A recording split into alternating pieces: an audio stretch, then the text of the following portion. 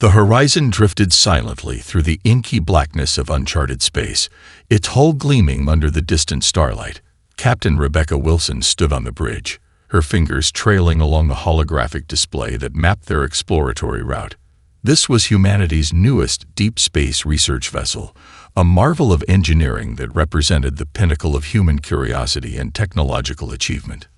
Lieutenant Daniel Rodriguez stood at the navigation console, his dark eyes scanning the intricate star charts. "Captain," he called out, his voice tinged with a mixture of excitement and caution, "we're approaching the edge of previously mapped territories. Quantum resonance scanners are picking up some unusual energy signatures." Rebecca moved closer, her lean frame casting a shadow over the holographic projection. The energy readings were unlike anything they'd encountered before, complex, pulsating with an alien rhythm that seemed to dance just beyond the edges of human comprehension. "Run a full spectrum analysis," she instructed, her voice calm but alert. The ship's science officer, Dr. Emily Nakamura, worked her console with practiced efficiency. Her fingers flew across the haptic interfaces, pulling apart the energy signature layer by layer. "These readings are unusual," she muttered, her brow furrowing. "It's not like any known propulsion or communication signature in our databases." Moments later, the ship's warning systems erupted into a cacophony of alarms. Red warning lights bathed the bridge in an ominous glow. Before anyone could react, a massive energy surge erupted from seemingly nowhere, a weapon of such devastating precision that the horizon's advanced shield systems barely registered its approach. The initial blast tore through the ship's port side like it was made of paper. Explosive decompression began immediately, emergency systems struggling to contain the catastrophic damage. In those first few seconds, the crew's training kicked in. Automated systems sealed compartments, emergency oxygen began to flow, and survival protocols initiated. But it was too late. Daniel was the first to realize the true nature of their destruction. Through the rapidly disintegrating view screen, he caught a glimpse of the attackers, a sleek, predatory vessel that seemed to shimmer with an almost liquid-like quality.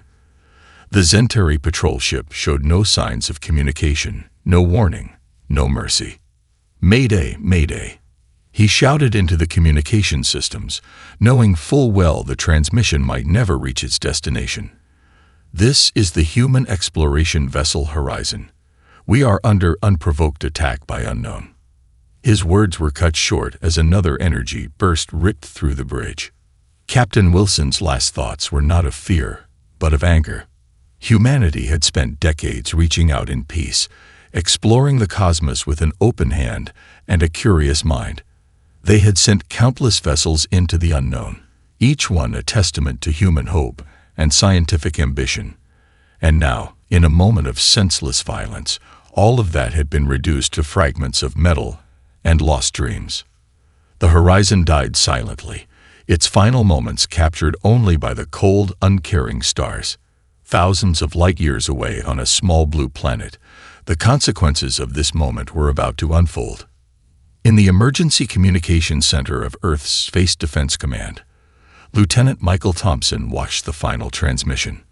The holographic display flickered with the horizon's last moments, a brutal, instantaneous destruction that defied everything humans understood about first contact. His hands clenched into fists, a single tear tracking down his cheek.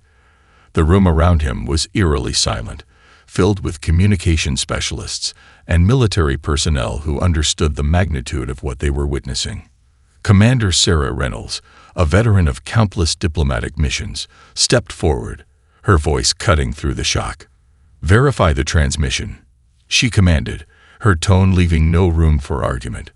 "I want complete confirmation of what we've just seen." The data was undeniable. The horizon was gone, obliterated without warning, without provocation. It was an act of war, a declaration made not through words, but through violent, calculated destruction. Humanity had always believed in peaceful exploration. They had sent ships into the darkness with messages of hope, with scientific instruments instead of weapons. The horizon represented the best of human curiosity, a vessel of discovery, not conflict. But some lessons, it seemed, would be learned through blood and fire. As the reality of the attack settled over the communication center, Michael Thompson made a silent promise. This would not go unanswered. Humanity would respond, not with blind rage, but with a calculated, devastating precision that would make the attackers regret ever crossing their path. The lunar shipyards burned with an intensity that rivaled the surface of the sun. Massive construction platforms stretched across the artificial caverns, each one a testament to human engineering and unbridled determination. Here, in the most secure facility humanity had ever created, something extraordinary was taking shape. Admiral Catherine Reynolds walked the length of the primary construction bay, her prosthetic leg, a reminder of previous interstellar conflicts, clicking against the reinforced carbon fiber floor. She stopped, looking up at the massive frame taking shape before her. The U.S. Retribution was more than just a warship. It was humanity's answer to an unprovoked attack, a physical manifestation of collective rage and technological prowess. Commander Jack Harrison, the project's lead designer, approached with a datapad full of schematics. "The quantum drive integration is complete," he reported, his voice tight with a mixture of professional calm and underlying excitement. "We've incorporated the new adaptive resonance technologies that Dr. Williams developed. This ship won't just fight. It'll learn." Catherine nodded, her steel-gray eyes taking in every detail. The Retribution represented years of secret research, technological breakthroughs that had been quietly developed in anticipation of a moment just like this. Humanity had always presented itself as a peaceful exploratory species, but beneath that veneer lay a core of technological innovation that few alien civilizations truly understood. In the materials lab adjacent to the construction bay, Dr. Rebecca Chen worked tirelessly. Her team had developed a new type of adaptive armor that was nothing short of revolutionary. Unlike traditional ship shielding, this system didn't just block incoming attacks. It studied them, learned from them, and developed counter-strategies in microseconds. "Look at this," she said to her assistant, pulling up a holographic display of molecular interactions. "The nano-adaptive layer can restructure its molecular bonds instantaneously. An energy weapon hits here." She pointed to one section of the simulation, and the molecular structure immediately reconfigures to disperse and redirect the energy. The assistant, Lieutenant Marcus Rodriguez, watched in awe. "It's like the ship is alive," he muttered. "Not alive," Rebecca corrected, "but intelligent, responsive, adaptive." Deep within the ship's core, the most classified system was being installed. The artificial intelligence that would control the Retribution was unlike anything previously conceived. Developed by a team of neurological engineers and quantum computing experts, it was a system that could process tactical information at speeds that made traditional computing look prehistoric. In a secure briefing room, the final mission parameters were being discussed. Michael Thompson, the lieutenant who had witnessed the Horizon's destruction, stood among the senior military strategists. His initial report had been the spark that ignited this entire project. "We're not just building a ship of revenge," Admiral Reynolds explained to the gathered team. "We're building a message, a statement to any civilization that might consider humanity weak or vulnerable." The room was silent, but the tension was palpable. Each person understood the weight of what they were creating. The Retribution was more than a military vessel. It was a declaration of human capability, a warning etched in steel and quantum circuits. Outside the shipyards, the moon's barren landscape stretched endlessly. But within these artificial caverns, something monumental was taking shape. Every weld, every circuit, every molecular layer was a testament to human ingenuity. Jack Harrison made a final adjustment to the ship's primary weapon systems. Unlike traditional energy weapons, these were quantum-entangled projectile launchers capable of striking multiple targets simultaneously.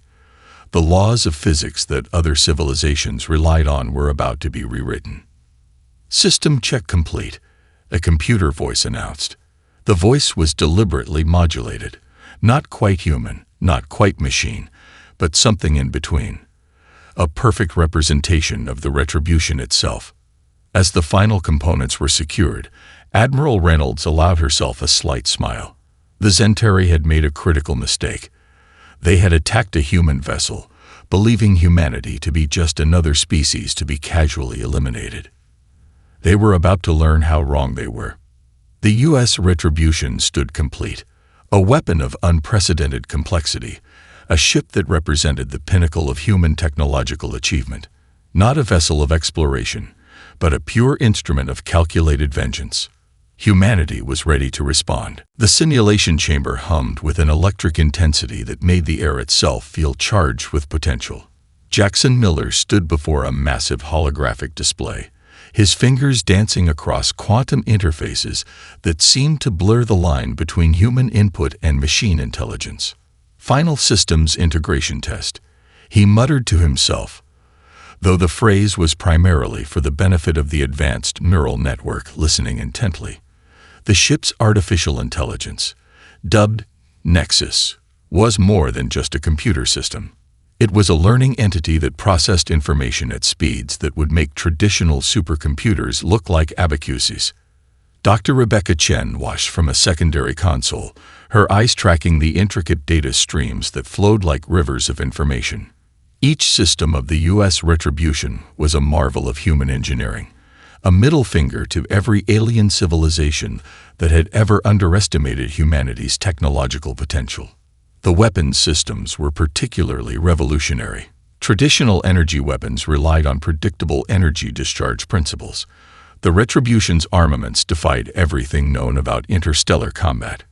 Quantum entangled projectile launchers could simultaneously target multiple points in space, their trajectories calculated through probability matrices that shifted in real time.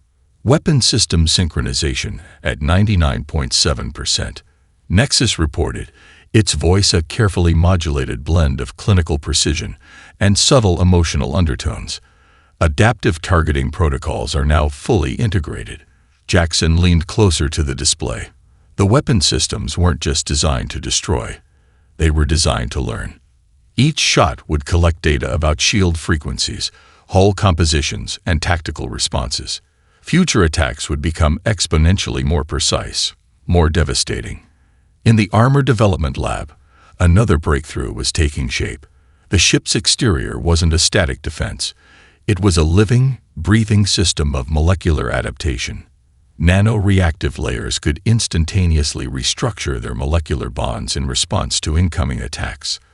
An energy weapon striking one section would find its power dissipated, redirected, or completely neutralized. "Watch this," Rebecca called out to the team of engineers gathered around her. With a few keystrokes, she simulated an incoming alien weapon signature. The holographic representation of the ship's hull began to shift, its molecular structure dancing and reconfiguring in milliseconds. What would have been a devastating blow was reduced to a mere glancing impact. The propulsion system was equally groundbreaking. Traditional faster-than-light drives relied on predictable quantum tunneling methods. The Retribution's drive used a revolutionary approach that essentially folded space around the ship, creating micro-wormholes that allowed instantaneous repositioning. Quantum drive calibration complete, Nexus announced. Efficiency rating exceeds previous theoretical maximum by 327%. Jackson couldn't help but smile. Every system was a testament to human innovation. Unpredictable, ruthless, beautiful. The alien civilizations that had ignored or dismissed humanity were about to receive a brutal education. The ship's communication systems represented another leap forward. Instead of traditional transmission methods, the Retribution could manipulate quantum entanglement to send messages that were instantaneous and virtually undetectable. More than that, the system could analyze and decode alien communication frequencies in real time, breaking down linguistic and technological barriers with terrifying efficiency. Psychological warfare protocols are now online, Nexus reported. The AI had been programmed with extensive databases of alien communication patterns, cultural analysis, and strategic psychological manipulation techniques. In the Central Command Center, Admiral Catherine Reynolds reviewed the final system reports. Each line of data was a promise, a guarantee that humanity would no longer be viewed as a species to be casually eliminated. "Final systems check," she commanded. The response was immediate. Every system of the Retribution came online simultaneously, a symphony of technological might that seemed to make the very fabric of space tremble. Quantum processors hummed. Adaptive armor rippled with potential energy. Weapon systems calibrated themselves with mathematical precision. Jackson Miller watched the displays, a sense of awe washing over him. This was more than a ship. It was a statement, a warning etched in quantum circuits and molecular engineering. The Zentari had made a critical mistake. They had attacked a human vessel, believing humanity to be just another species to be casually eliminated. They were about to learn how wrong they were. The U.S. Retribution stood ready, a weapon of unprecedented complexity, a ship that represented the pinnacle of human technological achievement. Not a vessel of exploration, but a pure instrument of calculated vengeance. Humanity was no longer asking for permission to exist in the galaxy. They were demanding recognition. The void of space erupted with unexpected violence. Captain Elena Rodriguez gripped the command chair of the U.S. Retribution, her eyes locked on the holographic displays that surrounded her. The Zentari battle group had no idea what was coming. 3 massive warships moved in precise formation, their hulls gleaming with technologies that had conquered hundreds of civilizations. They would be the first to fall. "Nexus," Elena called out, her voice calm and controlled. "Initiate first contact protocol." The ship's artificial intelligence responded immediately, scanning enemy vessel configurations. Tactical analysis complete. Recommended engagement strategy. Maximum psychological impact. The bridge crew moved with a precision that bordered on telepathic coordination. Lieutenant Michael Chen at the weapons console began the most intricate ballet of destruction ever conceived. His fingers danced across quantum interfaces, setting in motion a plan that would rewrite the rules of interstellar combat. The Zentari commander, High Strategist Zornak, watched his tactical displays with the confidence of a being who had never known defeat. His species had conquered civilizations for millennia. Humanity was just another footnote in their expansive galactic history. He was about to learn how wrong he was. The first warning came as a subtle distortion in space around the Zentari lead vessel. Most species would have missed it. A quantum fluctuation that lasted less than a millisecond. But it was all the Retribution needed. "Quantum entanglement weapons primed," Nexus announced. "Targeting matrix established." The attack defied everything the Zentari understood about warfare. Instead of a single point of impact, multiple quantum-locked projectiles materialized simultaneously across the enemy ships. They weren't just missiles. They were precision instruments of destruction that could alter their trajectory mid-flight, penetrate the most advanced shield systems, and adapt to any defensive countermeasure. Zornak's first indication of trouble came when his primary shield generator simply ceased to exist. Not destroyed, ceased. One moment it was there, generating a protective barrier that had repelled countless attacks. The next moment, it was simply gone, as if it had never existed. "Impossible," he muttered, his multifaceted eyes widening in genuine shock. The Retribution's weapon systems were a nightmare of mathematical precision. Each projectile carried not just destructive potential, but a complex array of sensory equipment. They weren't just destroying, they were learning. Analyzing shield frequencies, hull compositions, structural weaknesses. "Secondary targeting complete," Nexus reported. "Adaptive weapon protocols engage." Elena watched the tactical display with a clinical detachment. This wasn't just a battle, it was a statement. Humanity was introducing itself to the galactic community, and the introduction was going to be memorable. The Zentari ships began to die in ways that defied conventional understanding. It wasn't a simple explosion. It was a systematic dismantling. Shield generators vanished. Weapon systems were surgically removed. Hull sections simply winked out of existence, as if erased by some cosmic editor. Lieutenant Chen's fingers continued their dance across the interfaces. Psychological impact markers at 82%, he reported. Enemy communication systems are in complete disarray. Zornak's desperate attempts to coordinate a defense were futile. Every communication channel was compromised. Every defensive strategy was anticipated and neutralized before it could be implemented. The retribution wasn't just defeating them. It was demonstrating the vast technological gulf between their civilizations. Full-spectrum communication broadcast, Nexus announced. Elena nodded. The entire battle was being recorded, not just the destruction, but the methodical, almost clinical way it was being executed. Every moment would be analyzed by countless alien civilizations.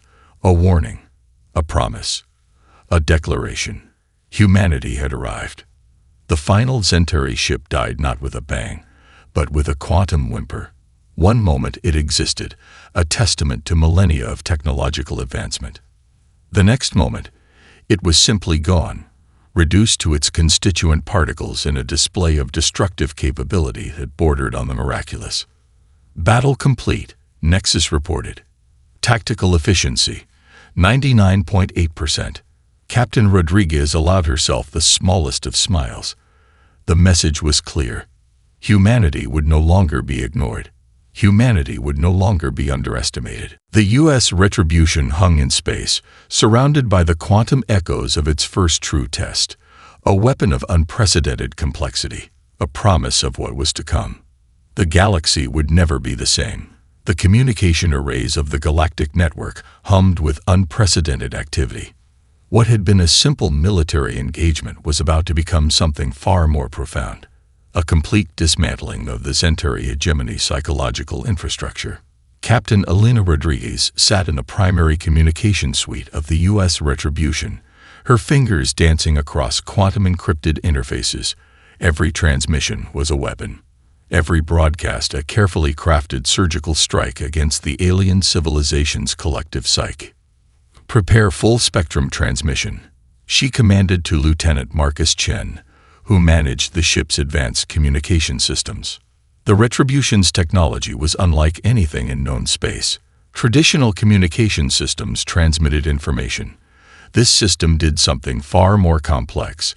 It could simultaneously broadcast, analyze, and manipulate communication channels across multiple alien frequencies. In the first wave, raw battle footage was released. But this wasn't simple video. Each frame was a precisely engineered psychological trigger. The destruction of the Zentari ships was shown from multiple perspectives: tactical, emotional, almost philosophical. Viewers would see not just the physical defeat, but the fundamental breakdown of their technological superiority. High strategist Zornak watched in mounting horror from the remaining Zentari command centers. The broadcast showed something terrifying. Humans didn't just defeat their enemy. They dismantled them with a clinical precision that bordered on art. "How is this possible?" he muttered, watching footage of shield systems simply vanishing, weapon platforms being surgically removed without traditional explosive reactions. The communication strategy had multiple layers. The first was pure tactical demonstration. The second was far more insidious, a complete deconstruction of Zentari military mythology. For millennia, the Zentari had portrayed themselves as an unbeatable force. Their historical records were filled with tales of swift, decisive conquests. Entire civilizations had been reduced to footnotes in their expansive galactic archives. Now, humanity was rewriting that narrative, frame by frame. Dr. Rebecca Chen, the lead psychological warfare specialist, had designed the transmission protocols. "It's not about destroying their fleet," she explained to her team. "It's about destroying their concept of themselves." Each transmission was mathematically precise. Using complex algorithms developed by the ship's artificial intelligence, the broadcasts were tailored to specific psychological profiles. Different alien species would perceive slightly different versions of the same footage, each designed to maximize emotional impact. For some, the videos would showcase technological marvel. For others, they would highlight the almost surgical precision of human military strategy. Some broadcasts emphasized the defensive nature of humanity's response, while others revealed the cold, calculated nature of their vengeance. Lieutenant Michael Thompson managed the psychological impact tracking systems. Real-time data streams showed the cascading effects across various alien communication networks. Panic, confusion, a fundamental questioning of established galactic power structures. Psychological destabilization index at 76%, he reported. Zentari communication networks are experiencing significant fragmentation. The broadcasts weren't just about the battle. They were a complete deconstruction of Zentari military mythology. Every transmission included contextual information about the unprovoked attack on the horizon. Humanity presented itself not as an aggressor, but as a civilization defending itself against unnecessary violence. Zornak's communication advisors were in complete disarray. Every attempt to counter the human narrative was anticipated and neutralized. The quantum communication systems of the Retribution could detect, analyze, and neutralize counter-narratives in microseconds. "We are transmitting more than information," Captain Rodriguez explained to her senior staff. "We are transmitting a fundamental change in galactic perception." The final transmission was a masterpiece of psychological engineering. Captain Rodriguez herself appeared on screen, her expression a perfect blend of calm determination and restrained fury. "This is what happens," her message began, "when a civilization mistakes peaceful exploration for weakness." Each word was a weapon, each frame a declaration. The galactic communication networks would never be the same. Humanity had not just entered the interstellar stage. They had explosively rewritten the rules of engagement. As the transmissions continued, one thing became abundantly clear. This was more than a military response. This was a complete reconstruction of galactic power dynamics. The psychological war had begun, and humanity was winning. The Zentari High Council chamber was a study in mounting desperation. Holographic displays flickered with increasingly dire reports, each transmission a fresh wound to their centuries-old belief in absolute galactic dominance. High strategist Zornak stood at the center of the chamber, his multifaceted eyes reflecting a mixture of rage and uncomprehending terror. "Emergency session. Immediate mobilization," he bellowed, his voice a complex harmonic that would have terrified lesser species. But humanity had proven they were anything but a lesser species. Across the Zentari communication networks, panic began to spread. These were not simple battlefield losses. This was a fundamental dismantling of everything the hegemony believed about its place in the universe. Admiral Catherine Reynolds watched the unfolding chaos from the U.S. Retribution Strategic Command Center. Her team had anticipated every possible Zentari response and prepared countermeasures for each scenario. "Nexus," she called to the ship's artificial intelligence. "Analyze incoming Zentari fleet configurations." The response was instantaneous. Holographic displays erupted with complex data streams, tracking every movement of the alien fleet. Each ship was cataloged, its potential threat level calculated with mathematical precision. The Zentari were pulling resources from every frontier, a desperate consolidation of military might that would have impressed any other species. But humanity was not impressed. Lieutenant Michael Chen worked his quantum communication interfaces, tracking the alien fleet's movements.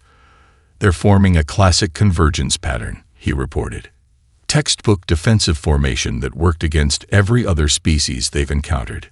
Dr. Rebecca Chen, the lead strategic analyst, allowed herself a slight smile.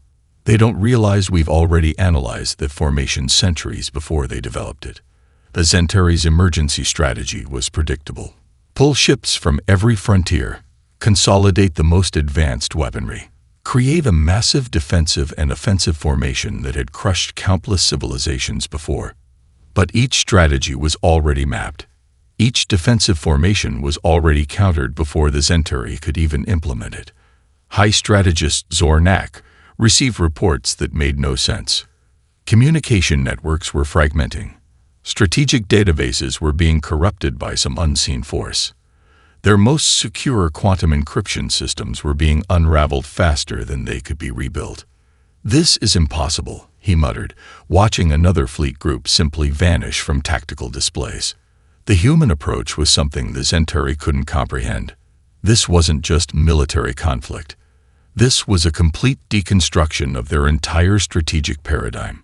Every weapon, every communication system, every tactical decision was being anticipated and neutralized with terrifying efficiency.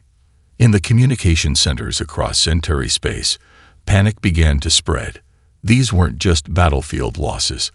This was a fundamental questioning of everything they believed about their place in the galaxy. Admiral Reynolds understood the psychological warfare as well as the military strategy.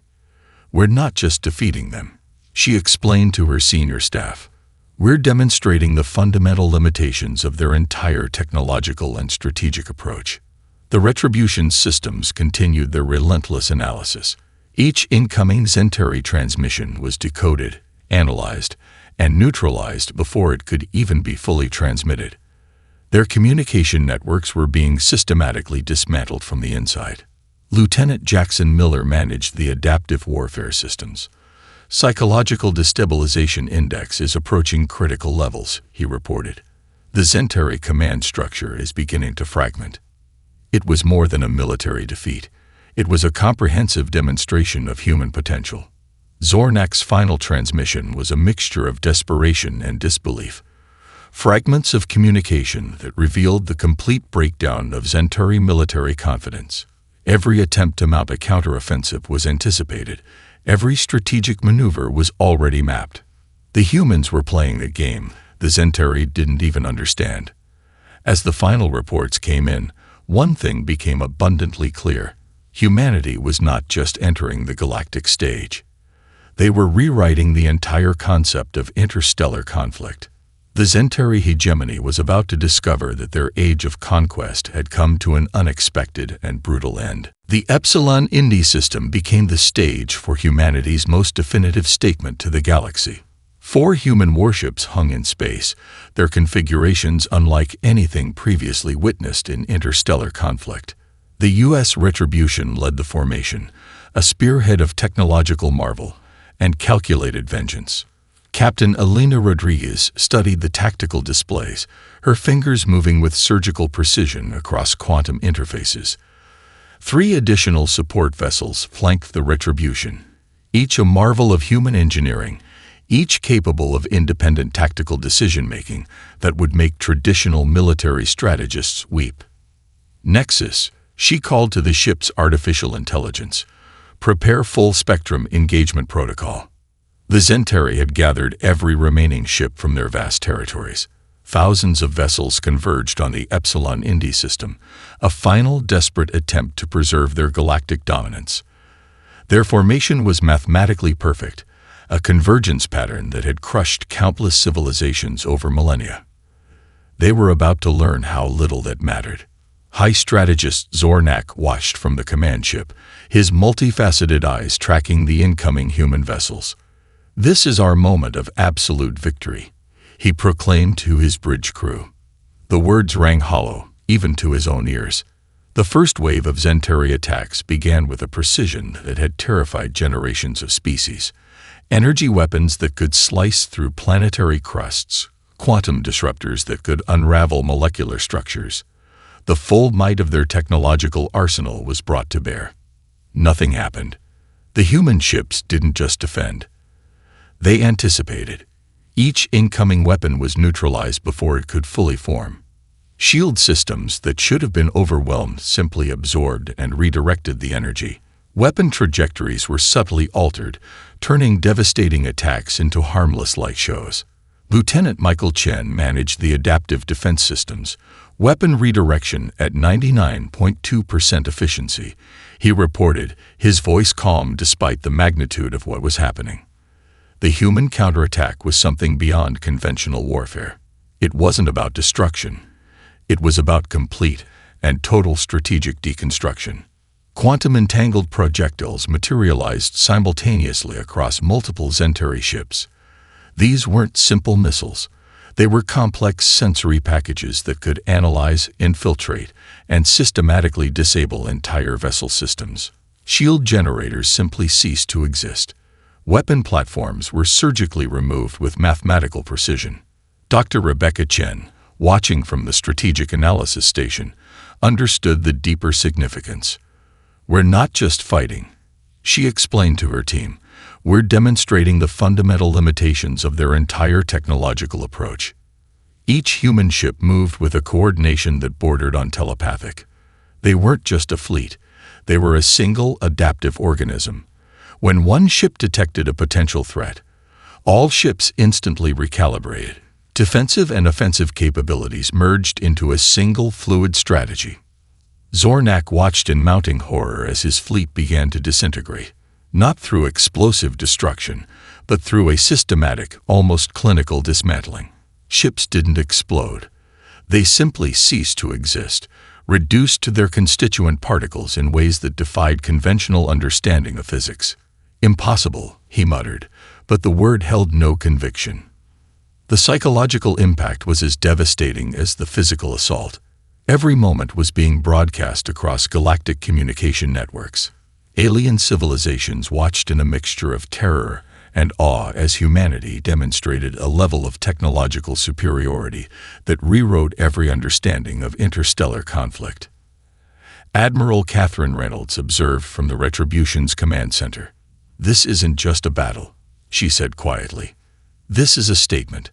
This is humanity's declaration to the galaxy." The final moments were almost anticlimactic. The thousands of Centauri ships, a force that had conquered entire civilizations, were reduced to quantum echoes in less than standard hours. Not through brute force, but through a level of strategic and technological understanding that was almost artistic in its precision. As the last Centauri vessels winked out of existence, Captain Rodriguez made her final transmission. Not a declaration of victory, but a simple, chilling message. "Consider this a warning." The Epsilon Indi system fell silent. 4 human warships hung in space, surrounded by nothing but the quantum memories of a civilization that had just learned a brutal lesson. Humanity had arrived. And the galaxy would never be the same. The diplomatic station orbiting neutral space was a marvel of interstellar engineering. Constructed as a haven for complex negotiations, its crystalline chambers had witnessed the rise and fall of countless galactic agreements. Today, it would become the stage for humanity's most significant diplomatic moment. Captain Elena Rodriguez stood at the center of the primary negotiation chamber, flanked by Admiral Catherine Reynolds and a carefully selected team of diplomatic experts. The assembled representatives from dozens of alien civilizations watched with a mixture of terror, respect, and barely contained curiosity. The Centauri delegation entered last, their once proud posture now reduced to a shadow of their former galactic dominance. High strategist Zornak, now a disgraced representative, carried the weight of complete systemic failure. "The terms are non-negotiable," Elena began, her voice calm and measured. The negotiations were less a discussion and more a dictation. Humanity wasn't asking for permission. They were establishing a new galactic paradigm.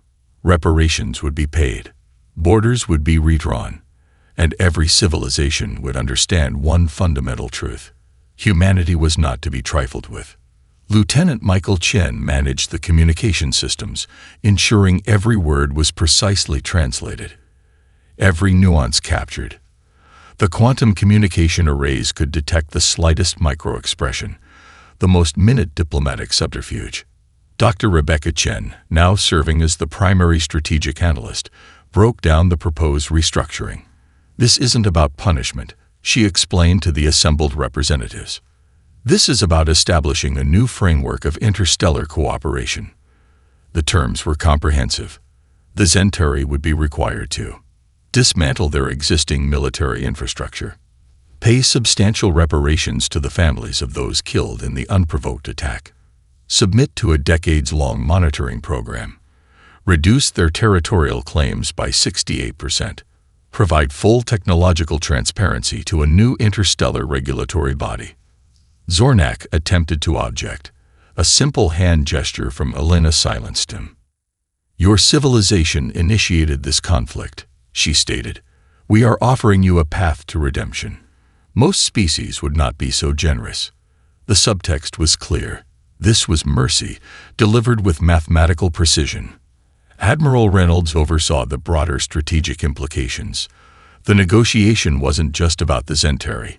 It was about establishing humanity's place in the galactic community. Every alien civilization was watching, understanding that the rules of interstellar engagement had fundamentally changed. The U.S. retribution remained in orbit, a silent reminder of humanity's technological capabilities. Its quantum sensors monitored every communication, every subtle diplomatic nuance. This wasn't just a negotiation, it was a demonstration. Jackson Miller, managing the ship's strategic systems, noted the cascading diplomatic impacts. Psychological impact of our presence is maintaining negotiation stability at 94% efficiency, he reported quietly. The most revolutionary aspect of the agreement was the establishment of the Interstellar Cooperation Protocol. Humanity wasn't seeking to replace the Zentari as a dominant force.